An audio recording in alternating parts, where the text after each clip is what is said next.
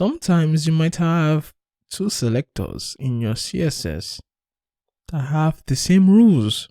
You can combine them into a selector list. In this our example, we have the My Choice class with a color property dark green, and then the H1 selector also has dark green. Now these two selectors have the same property and values, and you can use the selector list to make this simpler instead of having a longer CSS document. The H1 element, of course, is green, and if you check the web page, you can see that it is green. So there's nothing complex or special going on around here. Let us combine them by making it a selector list.